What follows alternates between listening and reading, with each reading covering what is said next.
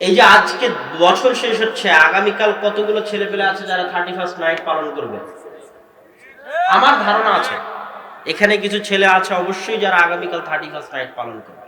তাদের উদ্দেশ্যে এই কথাটুকু বলি, সেটা হচ্ছে মৃত্যু মানুষকে ধাওয়া করে, মৃত্যু মানুষকে ধাওয়া করছে। মানে এই বছর চলে যাচ্ছে, মানে আমি মৃত্যুর আরো কি নিকটে। বয়স আমরা যেভাবে বলি সেভাবে আসলে বয়স হয় না। আপনি আমাকে জিজ্ঞেস করলে বলছেন আপনার বয়স কত, আমি বলবো আমার বয়স 27 বছর, কিন্তু আসলে এটা আমার বয়স নয়। আমার বয়স যদি আল্লাহ 60 বছর লিখে রেখে থাকে, আর যদি আমি 27 বছর পার করে গিয়ে থাকি, তাহলে আমার আর বয়স আছে মাত্র 33 বছর। কত বছর? 33 বছর। তো সম্মানিত উপস্থিতি,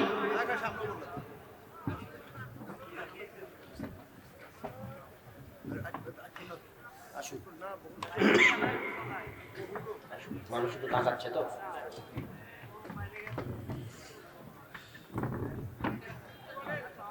বলেন বলছি আপনি বলতে থাকেন।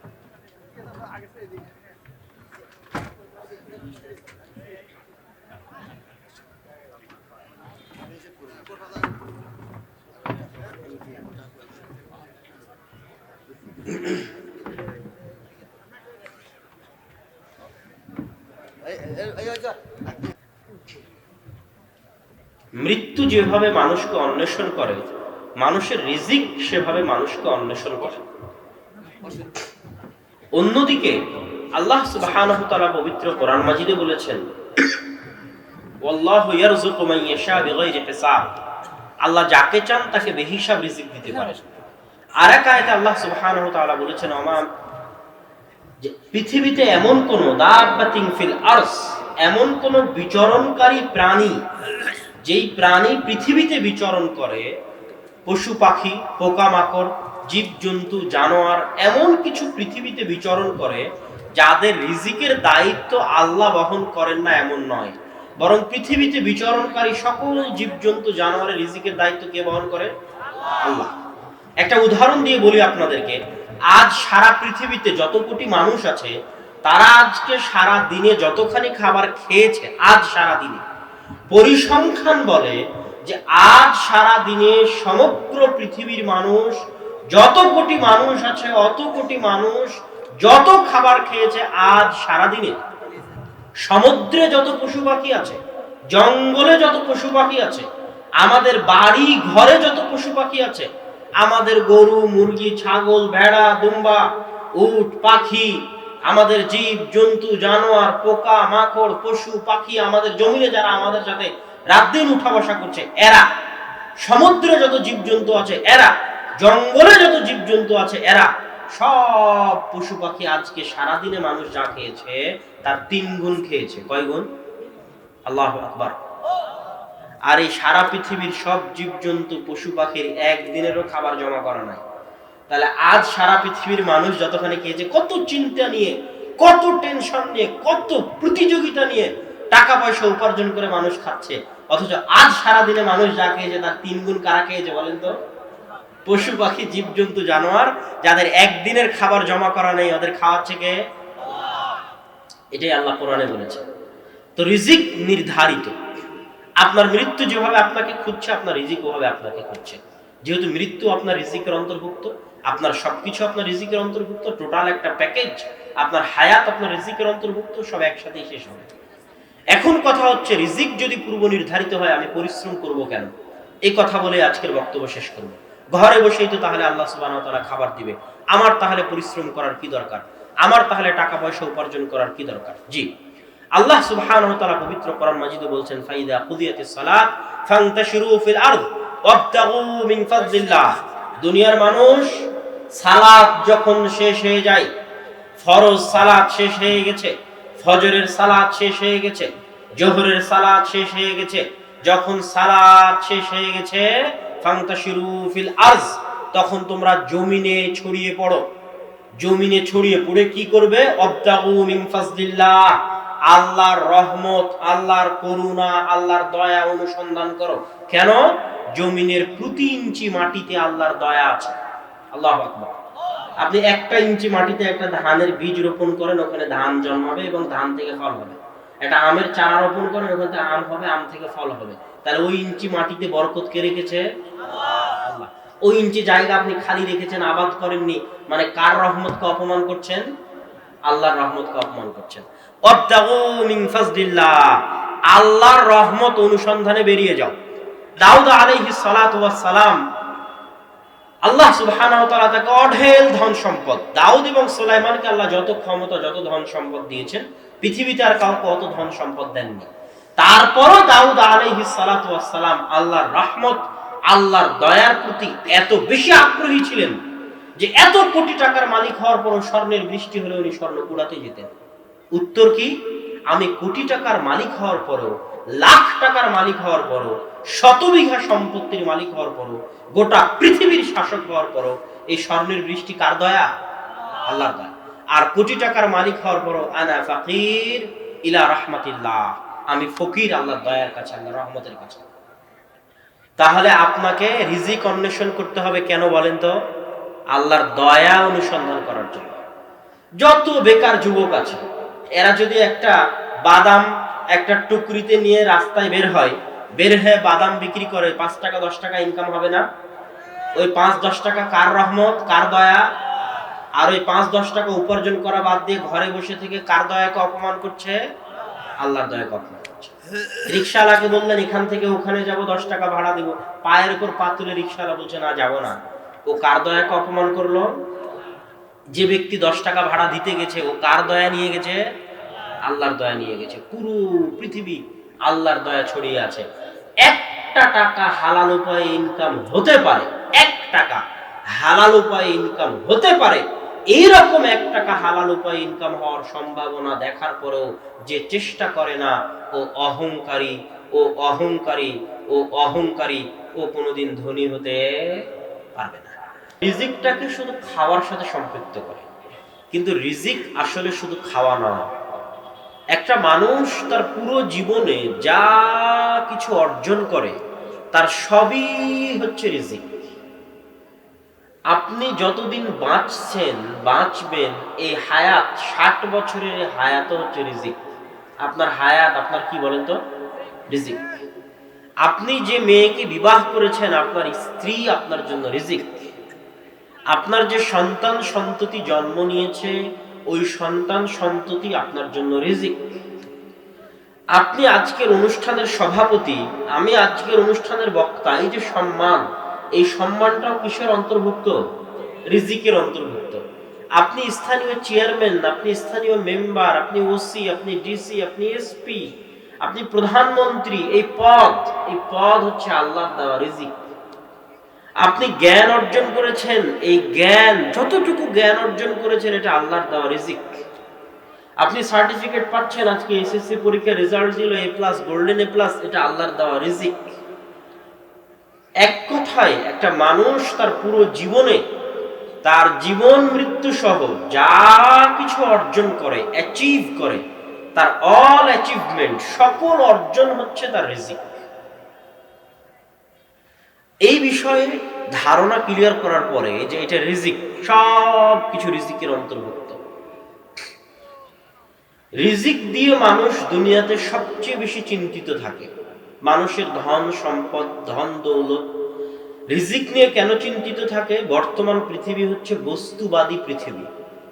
বস্তুবাদী পৃথিবী মানে চোখে যা দেখা যায় তাকে বলে বস্তু, চোখে যা দেখা যায় না তাকে বস্তু বলে না। সম্মান চোখে দেখা যায় না, জ্ঞান চোখে দেখা যায় না, অন্তরের শান্তি চোখে দেখা যায় না, অন্তরের তাকওয়া পরহেজগারিতা চোখে দেখা যায় না, মানুষের ব্যক্তিত্ব, মানুষের ভারাত্ব চোখে দেখা যায় না। চোখে কি দেখা যায়?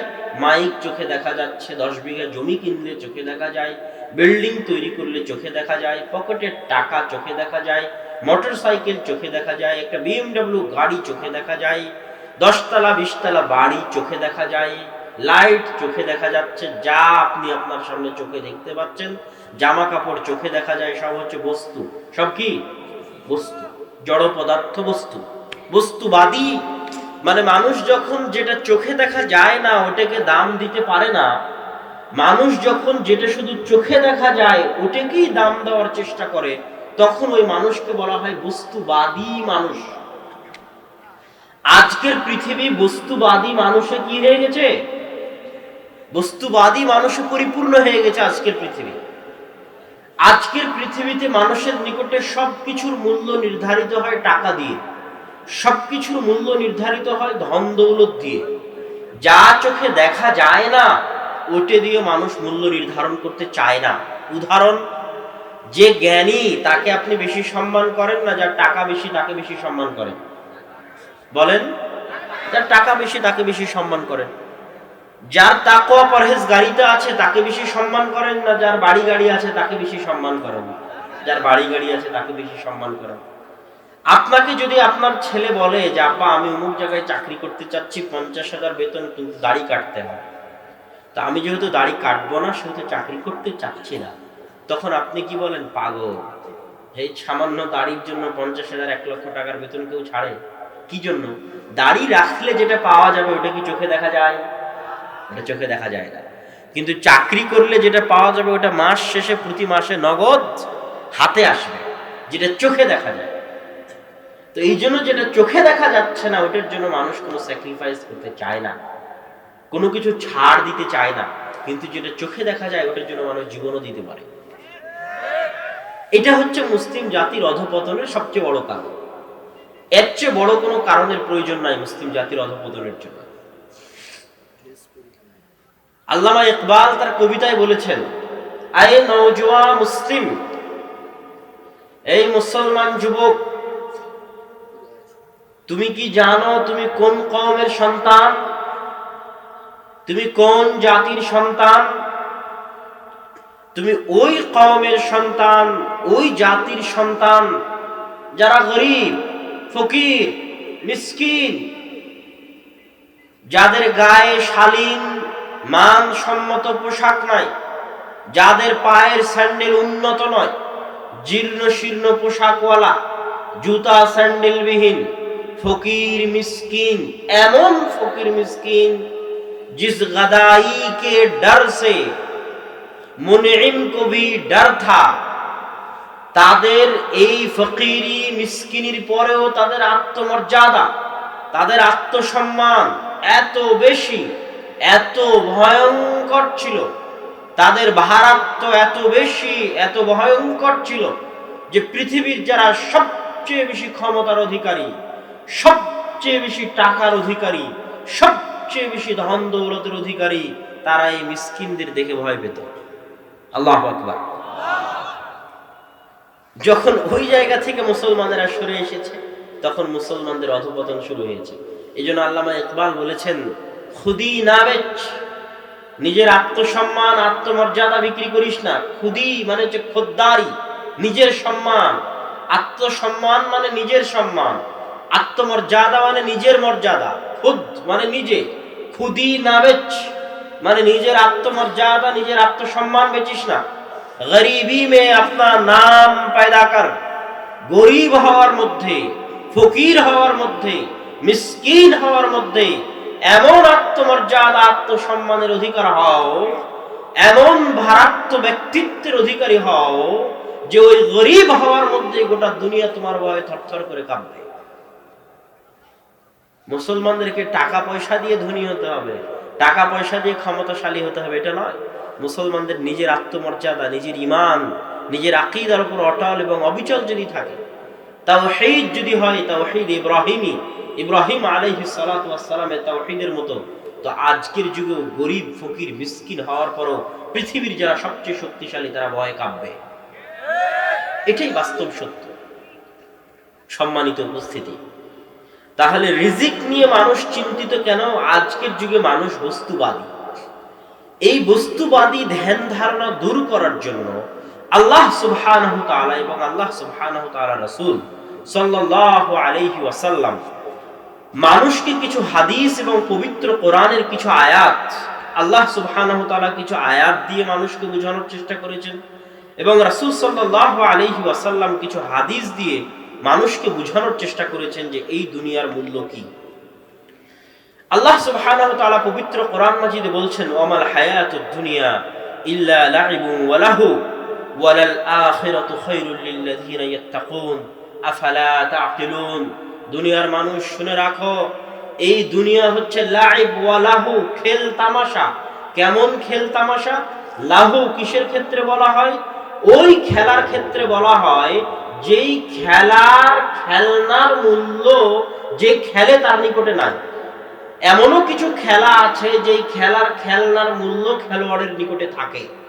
আবার এমন কিছু খেলা দুনিয়াতে আছে যেই খেলার খেলনার মূল্য খেলোয়াড়ের নিকটে নাই।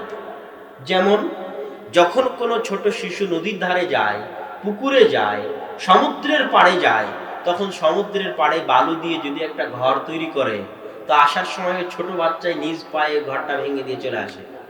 বুঝতে পারেননি? মানে ওই ছোট বাচ্চা খেললো এই বালু নিয়ে, কিন্তু এই খেলাটারও কোনো মূল্য ওই ছোট বাচ্চার নিকটে নাই। এটাকে বলা হয় লাহু। তো দুনিয়া হচ্ছে এইরকম খেলতামাশার জায়গা, যেই জায়গায় কেমন খেলতামাশা, ছোট বাচ্চা নদীর ধারে খেলার পরে খেলার জিনিসের যেমন তার নিকটে মূল্য থাকে না, এই দুনিয়া ওইরকম মূল্যহীন। আল্লাহ সুবহানাহু ওয়া তাআলা পবিত্র কোরআনের মধ্যে দুনিয়ার উদাহরণ দিতে গিয়ে বলেছেন যে মনে করো, লম্বা উদাহরণ আমি সংক্ষেপে বলছি, পবিত্র কোরআনের আয়াতের সারমর্ম ফুটিয়ে তুলছি, যে মনে করো একজন ব্যক্তি বিশাল ফল ফলাদি গাছপালা লাগিয়েছে, বীজ থেকে অঙ্কুরোদ্গম হয়েছে, আস্তে আস্তে গাছ বড় হয়েছে, এখন ধান বড় হয়েছে, আম পেকেছে, ধান হলুদ হয়ে গেছে পেকে, এখন আমের বাগান থেকে আম নামিয়ে আনবে, ধানের গাছ কেটে ধান তুলে আনবে। এইরকম সময় হঠাৎ এমন ঝড় বৃষ্টি এবং ভূমিকম্প আসলো যে ওই পুরো আমের বাগান আর ওই পুরো ধানের গাছ গাছালি এমন ভাবে ধূলিসাৎ হয়ে গেল যেন গতকাল ছিলই না। যেন গতকাল কি হয়েছিল? ছিলই না। আজকে এমন ভাবে ধ্বংস হয়ে গেল যেন গতকাল কিছুই ছিল না, এইভাবে ধ্বংস হয়ে গেল। এই যে জিনিস যেভাবে ধ্বংস হয়ে গেল, পৃথিবী হচ্ছে মানুষের কাছে এইরকম। মানুষ এই পৃথিবীতে কত কি করবে, কত পরিকল্পনা করছে, হুট করে এক সময় এমন ভাবে ধ্বংস হয়ে যাবে যেন কিছু ছিলই না। আল্লাহ সুবহানাহু ওয়া তাআলা মানুষকে উদাহরণ দিতে গিয়ে বলছেন, ওয়ামা উতিতুম মিন শাইইন ফামাতাউল হায়াতিদ দুনিয়া ওয়া যিনাতুহা। দুনিয়ার মানুষ, দুনিয়াতে তোমাদেরকে যা দেওয়া হয়েছে তা সৌন্দর্য এবং খেলতামাশা।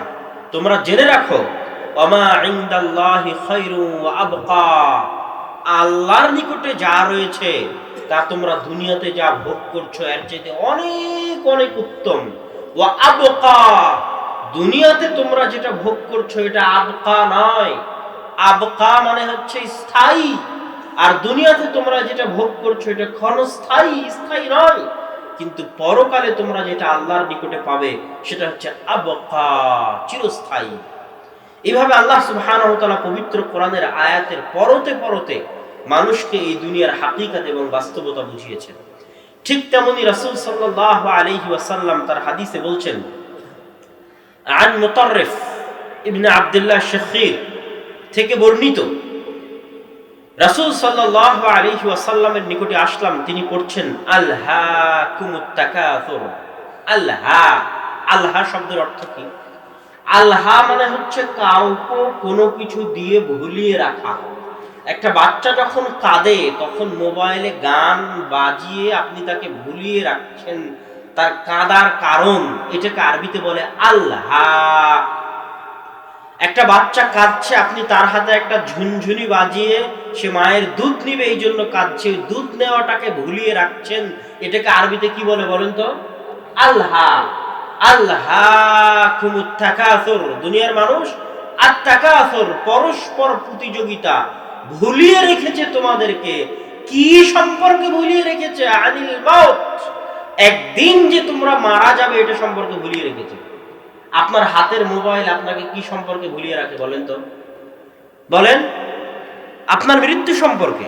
এবং পৃথিবীতে যত এন্টারটেইনমেন্ট, যত বিনোদনের ব্যবস্থা রাখা হয়েছে, সব বিনোদনের ব্যবস্থার একটাই মাধ্যম, মানুষ যেন নিজেকে নিয়ে কল্পনা করার সুযোগ না পায়, মানুষ যেন তার অন্তিম শেষ গন্তব্য চির সত্য যে গন্তব্য, ওই গন্তব্য নিয়ে ভাবার 1 সেকেন্ডও সুযোগ না পায়, ফেসবুক স্ক্রল করতে করতে করতে করতে ঘুম যাচ্ছে, তাহলে ঘুমানোর আগে যে ফেসবুক স্ক্রল করতেছে, ও তো সারা দিন দুনিয়া নিয়ে ব্যস্ত থেকেছে। ঘুমানোর আগে যে একটু ভাববে যে ও ঘুমাতে যাচ্ছে, এটার ফল কি, এটার রেজাল্ট কি, ওর জীবন মৃত্যুর এই শেষ ঠিকানা কি, ভাববে।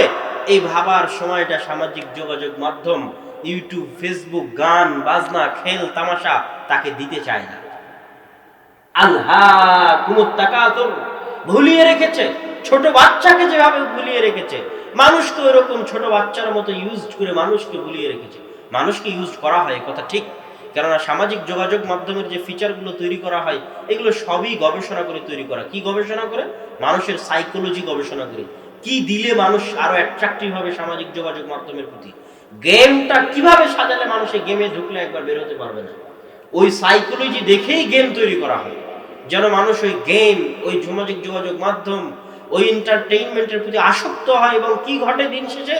আলহাকুমুত তাকাসুর, ভুলিয়ে রাখে তার মৃত্যু সম্পর্কে। কিন্তু আল্লাহ বলছেন না, ভুলে থাকতে পারবে না। কেন? ততদিন ভুলে থাকবে। কতদিন? কতদিন ভুলে থাকবে? হাত্তা যুরতুমুল মাকাবির, ভুলে থাকার সময় একদিন শেষ হয়ে যাবে। কখন?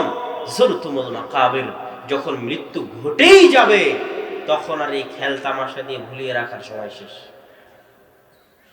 এই আয়াত রাসূল সাল্লাল্লাহু আলাইহি ওয়াসাল্লাম পাঠ করছেন। পাঠ করার পর এবার রাসূল সাল্লাল্লাহু আলাইহি ওয়াসাল্লাম বলছেন, ইয়াকুলু ইবনু আদম মালি মালি মালি, আদম সন্তান বলে আমার টাকা, আমার টাকা, আমার টাকা। ওয়া হাল্লাকা ইবনু আদম, হে আদম সন্তান, তোমার কি কোনো টাকা আছে?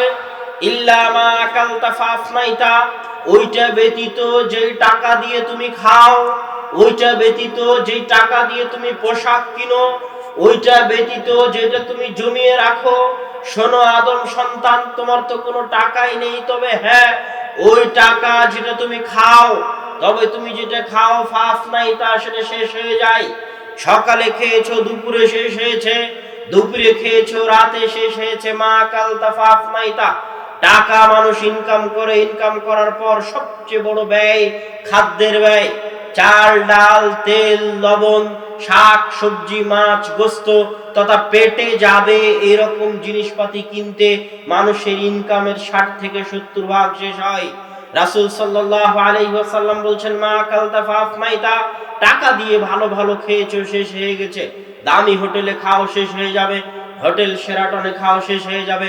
দুবাইয়ে গিয়ে খাও, শেষ হয়ে যাবে। বান্তা ভাত খাও, শেষ হয়ে যাবে। কাচ্চি বিরিয়ানি খাও, শেষ হয়ে যাবে। বার্গার খাও, শেষ হয়ে যাবে। সবচেয়ে নিম্নমানের খাবার খাও, শেষ হবে। সবচেয়ে দামি খাবার খাও, শেষ হবে। মা কালতা ফাফনাইতা, যা খাবে যেখানে খাবে শেষ হয়ে যাবে। ওয়ামা লাবিস্তা ফাবলাইতা, মানুষ টাকা দিয়ে আর কি করে? সুন্দর জামা কিনে, কিন্তু আজ থেকে 5 বছর আগে যে জামা ছিল সেই জামা এখন নেই। আজ থেকে 10 বছর আগে যে জামা ছিল এটা নেই। জামা ছিঁড়ে গেছে, পুরাতন হয়ে গেছে, ভাগাড়ে ডাস্টবিনে চলে গেছে। আর কি? খাওয়া এবং পরিধান করা বাদে মানুষ টাকা জমা করে। জমা করে কয়ভাবে? জমি কিনে জমা করে, বাড়ি বানিয়ে জমা করে, ব্যাংকে জমা করে। জমি কিনাও জমা করা, বাড়ি বানানো জমা করা, সোনা গয়না কিনাও জমা করা, ব্যাংক ব্যালেন্সে রাখাও জমা করা। এবার রাসূল সাল্লাল্লাহু আলাইহি ওয়াসাল্লাম বলছেন, আর যেগুলো জমা করেছো সেগুলো কি হবে? সেগুলো সব তুমি মরেই দেখো, একটাও তোমার নয়। এগুলো একটাও তুমি সাথে করে নিয়ে যেতে পারবে না। একটারও তুমি রিয়াল প্রকৃত মালিক নও, অরিজিনাল মালিক নও। মালিকানা একমাত্র স্থায়ী মালিকানা কার বলেন তো? আল্লাহ সুবহানাহু ওয়া তাআলা। হাজার লক্ষ বছর থেকে হাত বদল হচ্ছে। আজকে যেখানে আমি আপনি বসে প্রোগ্রাম করছি, আর মালিক 50 বছর আগে একজন ছিল, 50 বছর পরে আরেকজন হবে। এইভাবে হাত বদল হতেই থাকবে। দিন শেষে এই পৃথিবীর, এই জমির, এই মাটির আসল মালিক কে? আল্লাহ সুবহানাহু ওয়া তাআলা। টাকা আমার হাতে, আমার হাত থেকে আরেকজনের হাতে, তার হাত থেকে আরেকজনের হাতে। দিন শেষে টাকার আসল মালিক কে? আল্লাহ সুবহানাহু ওয়া তাআলা। এই কথাই রাসূল সাল্লাল্লাহু আলাইহি ওয়াসাল্লাম বলেন, যা বাকি থাকবে একটাও তোমার সাথে যাবে না, সব মানুষে ভাগ করে নেবে। তোমার সন্তানেরাই তোমার সম্পত্তি নিয়ে ভাগ বাটোয়ারা করতে গিয়ে মারামারি করবে। এটাই পৃথিবীর সবচেয়ে নিষ্ঠুর বাস্তবতাগুলোর একটা। সম্মানিত উপস্থিতি, রাসূল সাল্লাল্লাহু আলাইহি ওয়াসাল্লাম দুনিয়ার মূল্য বুঝাতে গিয়ে বলছেন, আনিল মুস্তাওরিদ বিন শাদ্দাদ রাদিয়াল্লাহু তাআলা আনহু থেকে বর্ণিত, তিনি বলেন রাসূল সাল্লাল্লাহু আলাইহি ওয়াসাল্লাম বলেছেন, মাদ দুনিয়া ফিল আখিরাহ, দুনিয়া এবং আখিরাতের তুলনা এই রকম, মিসলু মা ইয়াজআলু আহাদুকুম মুসবাহু ফিল ইয়াম ফালইয়ানজুর বিমা ইয়ারজি, তোমাদের কেউ যেন সমুদ্রে হাত ডুবিয়ে দেয়, সমুদ্রে হাত ডুবিয়ে দেওয়ার পর হাত উঠিয়ে দেখে তার আঙ্গুলে কতটুকু পানি লেগে আছে, তার আঙ্গুলে লেগে থাকা পানি হচ্ছে দুনিয়া, আর বিশাল আটলান্টিক প্রশান্ত মহাসাগর হচ্ছে পরকাল। জাবের ইবনে আব্দুল্লাহ রাদিয়াল্লাহু তাআলা আনহু থেকে বর্ণিত, তিনি বলেন রাসূল সাল্লাল্লাহু আলাইহি ওয়াসাল্লাম একদিন একটি বাজারের পাশ দিয়ে পার হচ্ছেন, তখন তার সাথে সঙ্গী সাথী আছে, সাহাবী আছে। তিনি যখন বাজারের পাশ দিয়ে পার হচ্ছেন তখন তিনি দেখতে পেলেন ফামাররা বিজাদি আসাক্কা মাইয়িতিন, একটি মরা কান কাটা ছাগল। রাসূল সাল্লাল্লাহু আলাইহি ওয়াসাল্লাম বললেন, আইয়ুকুম আহাব্বু আইয়াখুযাহু বিদিরহামিন, তোমাদের মধ্যে আন্না হাযা লাহু বিদিরহামিন, তোমাদের মধ্যে এমন কি কেউ আছে যে চাইবে এই মরা কান কাটা ছাগল এক দিরহামের বিনিময়ে নিতে? তখন সাহাবীগণ বললেন, মা নুহিব্বু আন্নাহু লানা বিশাই, হে রাসূল সাল্লাল্লাহু আলাইহি ওয়াসাল্লাম, এটা যদি আমাদেরকে কেউ ফ্রিও দেয়, বিনা পয়সায় দেয়, তো বিনা পয়সাও দিলেও তো আমরা এটা নিব না। কেন? এই ছাগল যদি জীবিত থাকতো, জীবিত থাকা অবস্থাতেও এর দাম থাকতো না, কারণ এর কান হচ্ছে কাটা। রাসূল সাল্লাল্লাহু আলাইহি ওয়াসাল্লাম বললেন, আল্লাহ শোনো, ওয়াল্লাহি লাদ দুনিয়া, শোনো নিশ্চয় দুনিয়া আহওয়ানু আলাল্লাহ মিন হাদা আলাইকুম, আজকে তোমাদের নিকটে মরা কান কাটা ছাগলের মূল্য যা, বিনা মূল্যে দিলে, ফ্রিতে দিলেও তোমরা নিবে না, জেনে রাখো তোমাদের নিকটে আজকে মরা কান কাটা ছাগলের মূল্য যা, আল্লাহ সুবহানাহু ওয়া তাআলার নিকটে এই দুনিয়ার মূল্য ততটুকুও নয়। আন সাহাল বিন সাদ রাদিয়াল্লাহু তাআলা আনহু আন্নাহু قال কুন্না মা রাসূলিল্লাহি সাল্লাল্লাহু আলাইহি ওয়াসাল্লাম, সাহাল বিন সাদ রাদিয়াল্লাহু তাআলা আনহু থেকে বর্ণিত, তিনি বলেন রাসূল সাল্লাল্লাহু আলাইহি ওয়াসাল্লামের ক্ষেত্রে তিনি বলেন যে আমরা একদিন আল্লাহর রাসূলের সাথে ছিলাম। রাসূল সাল্লাল্লাহু আলাইহি ওয়াসাল্লাম বললেন, লাউ কানাতিদ দুনিয়া, যদি দুনিয়া ওজন করা হয় আর দুনিয়ার মূল্য যদি ইনদাল্লাহি জানাহা বাউদাতিন, দুনিয়া ওজন করার পর যদি দেখা যায় যে এক পাল্লায় গোটা দুনিয়া আর এক পাল্লায় একটা মাছির ডানা, একটা মাছির ডানা যদি রাখা হয় আর যদি সমানে সমান হয়ে যায়, গোটা পৃথিবীর মূল্য যদি একটি মাছির ডানার সমান হয় দেখা যায়, তাহলে জেনে রাখো মা সাফা কাফিরুম মিনহা কাতরাতান আবাদা, একজন কাফেরও এই পৃথিবীতে পানি পান করতে পারতো না। কিন্তু পৃথিবীতে এখন সব ধনী কারা বলেন তো? সব ধনী কাফেরেরা নয়। তাহলে কি জন্য সব ধনী কাফেরেরা?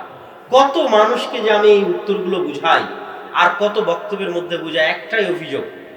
আমার সেই দিন একজনের সাথে দেখা, ওনারও একই অভিযোগ। কি অভিযোগ? ব্যবসা বাণিজ্য করতে গিয়ে লস খেয়েছে। যদি আল্লাহ থাকে তাহলে কেন লস খাবে?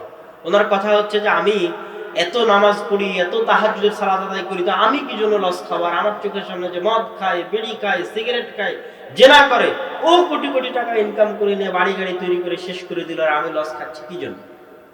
কথা মনে হয় বুঝতে পারেন। আবার আল্লাহ রাসূল সাল্লাল্লাহু আলাইহি সাল্লাম এই হাদিসে বলছে, দুনিয়ার মূল্য যদি মাছের ডানার সমান হতো তাহলে কাফের পানি পান করতে পেত না। আমরা তো দেখছি সব টাকার মালিক কাফেরেরা, তাই নয় কি? তখন রাসূল সাল্লাল্লাহু আলাইহি ওয়াসাল্লাম আরেক হাদিসে স্পষ্ট করে দিয়েছেন যে শোনো, আল্লাহ সুবহানাহু ওয়া তাআলার ভালোবাসার মানদণ্ড এটা নয় যে আল্লাহু ইউতি দুনিয়া লিমান ইউহিব ওয়া মান লা ইউহিব। জেনে রাখো দুনিয়ার মানুষ, আল্লাহ দুনিয়ার ধন দৌলত টাকা পয়সা তাকেও দেন যাকে তিনি ভালোবাসেন, তাকেও দেন যাকে তিনি ভালোবাসেন না। কথাটা আবার বুঝেন।